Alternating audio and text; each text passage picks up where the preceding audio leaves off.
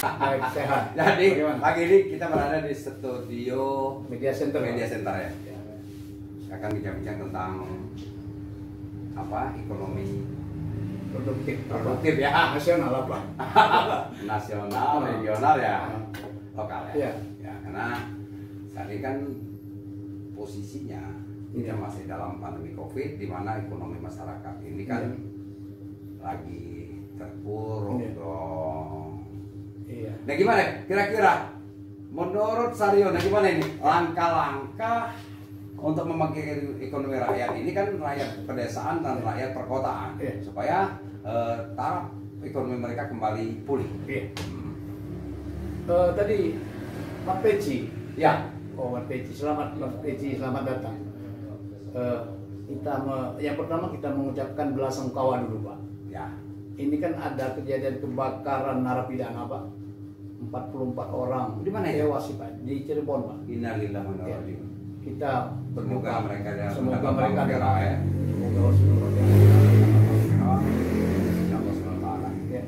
Tadi kembali yang kita sampaikan Mang Peci tadi. Mang Peci, jangan salah, Mang Peci. Mang Peci. Ya. Jadi Mang Peci begini, Mang Peci. Nah, ada tamu kita. Silakan, Bro. Silakan, Pak. Ya. Jadi begini, Mang Peci. Silakan di sebelah sana. Mungkin sudah kami siapkan kursi di sana. Jadi Ya. tadi Mang Ya. Peci kembali ke dengan perekonomian. Perekonomian ini adalah tonggak roda. Ya. Dimanapun, di negara manapun, rumah manapun, kalau ekonominya lemah pasti Masyarakatnya lemah dong, rakyatnya lemah. lemah semua. Iya, ya lemah Nah, semua. maka dengan demikian inilah adalah modal dasar ekonomi. Kapan ekonomi kita sudah stabil, maka pertumbuhan akan stabil pastinya. Nah, kembali dengan produktif atau tidak produktif di pandemi. Nah, bagaimana ini? Di pandemi. Untuk produktif di membangkitkan ekonomi pedesaan. Pedesaan dulu. Ya.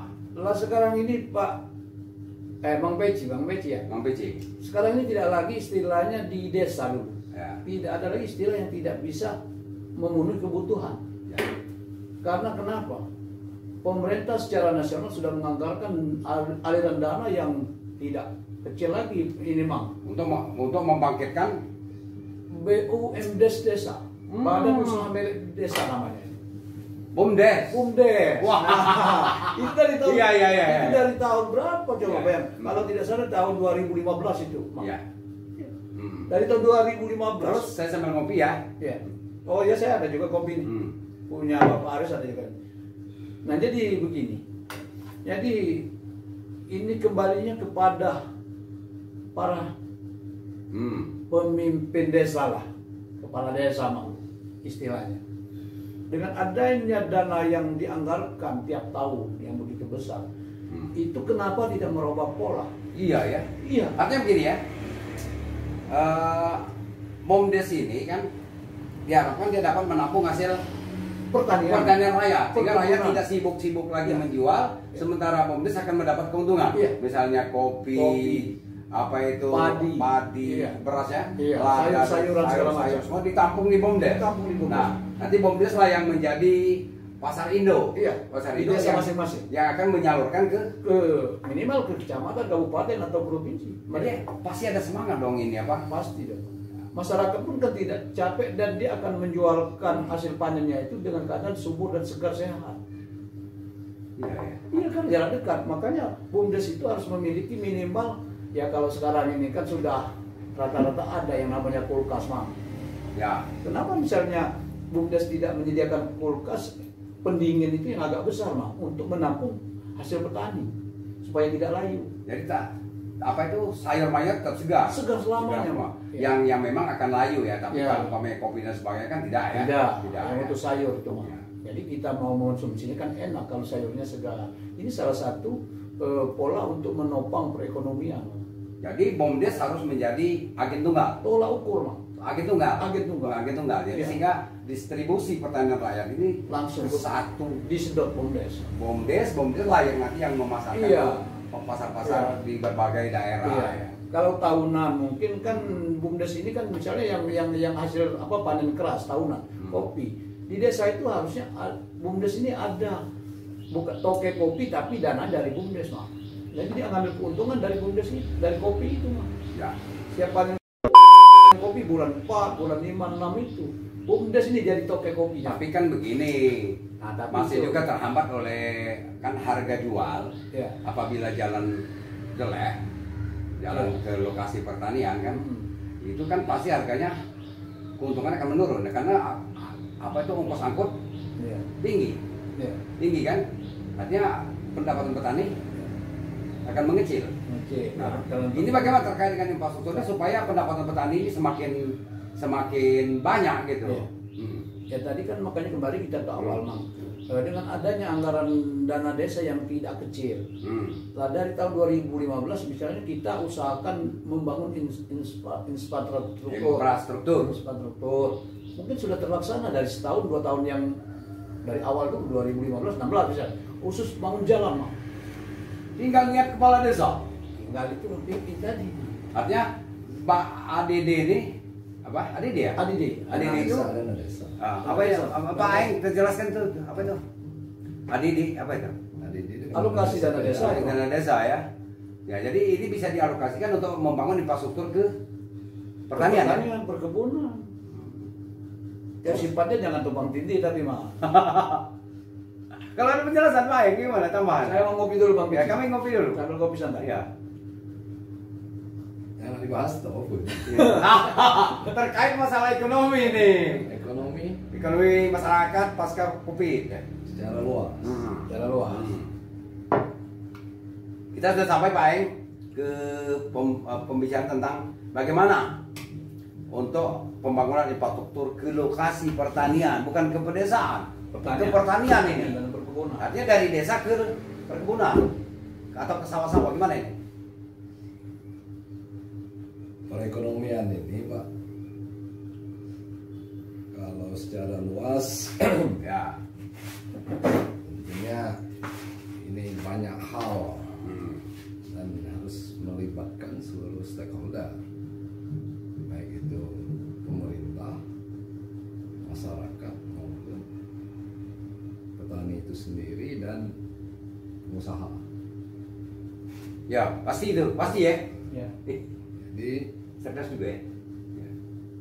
Ekonomi itu supaya tumbuh ini harus didukung oleh aspek-aspek yang lain. Menunjang.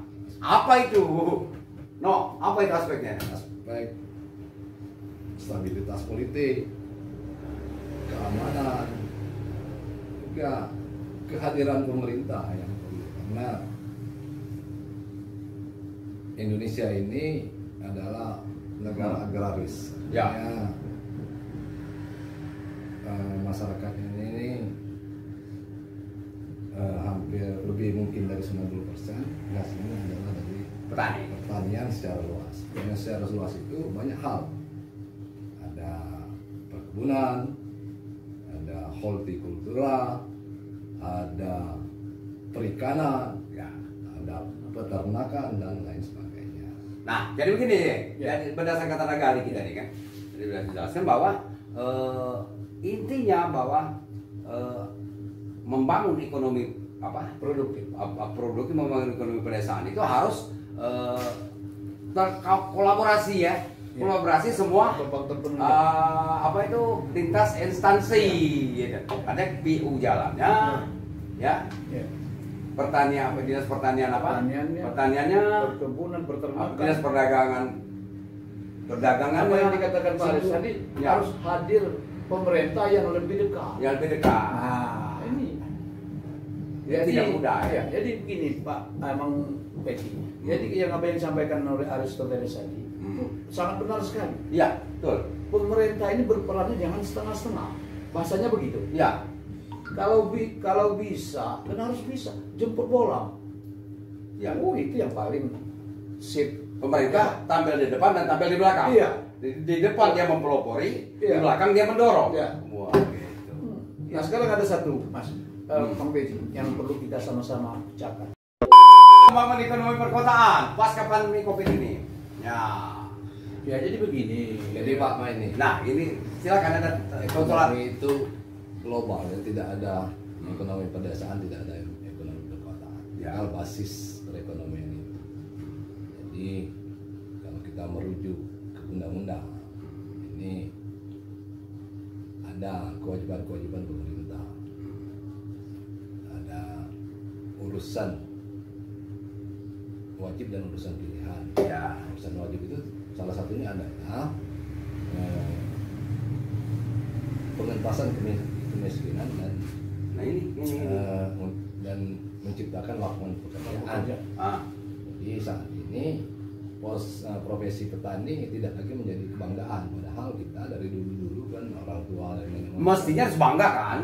Ya. Tetapi di lapangan ini tidak, fakta di lapangan ini banyak kendala-kendala yang dihadapi oleh para petani. Itu yang mesti masalah pokok yang harus dipahami oleh dalam hal ini mungkin yang membidangi pertanian. Oke. Ada dinas-dinas terkait yang membidangi pertanian itu. Yang penting itu pahami dulu persoalan-persoalan di bawah. Lalu kita dapat membuat suatu program untuk yang intinya nanti dapat meningkatkan pendapatan petani secara keseluruhan. Apabila peningkatan pendapatan ini akan berefek juga kepada perkotaan. Nah, bagaimana ini? Ini kan asal narasumber kita. Bagaimana ini? Ada perputaran ekonomi di situ berjalan dengan ini. Ya. Apalagi sekarang banyak sekali hambatan-hambatan dalam pengembangan ekonomi ini. Ini yang harus intinya sekarang ini masalah keberpihakan dalam kebijakan. Ya. Jadi kita bukannya pemimpinnya yang merakyat, tetapi kebijakan itu yang harus berpihak kepada rakyat. Kalau ini kan gampang kalau sekedar cerdas ya. Iya. Rakyat itu banyak dan gampang itu dibuat. Tetapi dalam membuat suatu kebijakan yang merakyat, nah ini yang kadang-kadang hanya retorika saja. Ya. Oke, baik. Petani sekarang ini persoalan pertama. Ya. Pupuk mahal dan tidak tersedia. Langka, bibit juga mahal, pendampingan kurang. Ini yang harus dari sektor hilirnya juga ini akhirnya ini. Nah, sekarang kita bergeser ke sektor hilir. Nah, sekarang artinya apa? Bergeser ke ekonomi kota. Nah, bagaimana ini? Ya, ekonomi perkotaan juga sebenarnya tidak jauh dengan desa. Ya. Ya, hampir-hampir sama saja lah. Ya. Tapi sekarang kalau di kota, kenapa ini kan masalah kita bersama sebenarnya, Mang Beji. Ya. Lah kenapa ketika hadirnya Indomaret dan Alfamart, ya, ini yang mematikan usaha kecil para rakyat di kota. Ini yang pastikan karena orang kita ini kan gengsian, Pak. Gengsian. Kalau belanja, kalau belanja dia harus pakai kantong aso yang miliknya Indomaret. Ya. Atau Alfamart, ini orang kita. Nah sekarang harus kita terapkan, biasakanlah belanja di toko-toko walaupun selisihnya 1.000 di toko rakyat kita. Ya. Mamang kita, tetangga kita belajarlah di situ walaupun selisihnya 1.000. Nggak usah memang itu ya, arah ekonomi sekarang. Nah, memang teorinya ekonomi Pancasila Pancasila yang ini. Ya. Tetapi pada prakteknya kita ini ekonomi kapitalis. Ya. Apa itu ekonomi kapitalis? Aku kurang paham. Artinya sektor-sektor ekonomi itu hanya dikuasai oleh bagian kecil saja, kepada lebih berpihak kepada pemilik-pemilik modal, pemilik usaha. Ya. Apalagi dan ini juga didukung oleh aspek yuridis. Jadi undang-undang ini dan aturan yang mendukung untuk itu. Iya ya. Itu yang ya. Itu yang jadi persoalan bangsa ini sebetulnya, Pak. Nah, gimana ini? Apa yang disampaikan oleh Aristoteles? Ya betul tadi, Bang Peci. Ya. Jadi sekarang kalau kita kembali ke yuridis formal misalnya, ya segala sesuatu, apalagi namanya usaha, kan harus banyak stakeholder yang mendukung, para pendukung untuk mensukseskan apa yang kita usahakan itu. Tapi kalau sistem kapitalis ini sudah dikuasai, jadi kelemahan kita di situ. Nah sekarang bagi kita yang bermodal kecil, nah ada pengusaha yang besar sanggup dia menghutangkan barangnya sampai puluhan juta, ratusan juta, bayarnya di kemudian, maka kita akan terpangkas dari sana, kita sebagai yang tidak ada modal itu, Bang Mix. Oke, jadi kita close ya pembicaraan kita. Jadi pada prinsipnya pasca pandemi COVID ya, ini apa ekonomi masyarakat tentu harus kita dorong untuk bangkit kembali. Sulit Pak kalau regulasi ini, apalagi dengan diundangkan terbitnya Omnibus Law ini. Ya, oke nanti kita ini jadi